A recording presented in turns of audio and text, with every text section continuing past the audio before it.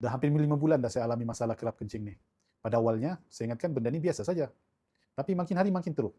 Paling tak best, bila nak terantuk keluar sikit saja. Macam tak puas. Orang kata tak lawas. Sekarang, saya terpaksa keluar masuk bilik air hingga 5-6 kali pada waktu malam. Memang terganggu waktu tidur saya. Hal ini menyebabkan saya tidak cukup tidur, letih, dan tak bertenaga keesokan harinya.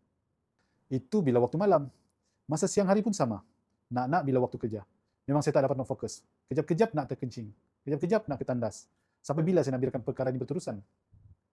Tapi syukur, Alhamdulillah, isteri saya dah tengok iklan dekat FB. Dia baca review semua pasal Better Life Advance ni. Ramai yang cakap sangat berkesan dan membantu. Isteri saya orderkan untuk saya. Pada mulanya saya tak percaya sangat produk macam ni. Tapi bila saya amalkan dalam seminggu tu, dah ada rasa kesan. Biasanya 5-6 kali bangun, tapi dah berkurang jadi 1-2 kali saja.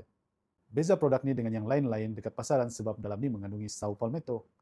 Saw palmetto ini sangat terkenal di Amerika bagi masalah prostat lelaki dan terbukti mengurangkan simptom prostat bengkak dan menstabilkan kekerapan kencing. Alhamdulillah, kini saya dapat tidur dengan lena dan tenaga saya kembali seperti biasa. Jika anda alami masalah yang sama macam saya cadangkan, cubalah Better Life Advance ni. Terima kasih Better Life Advance.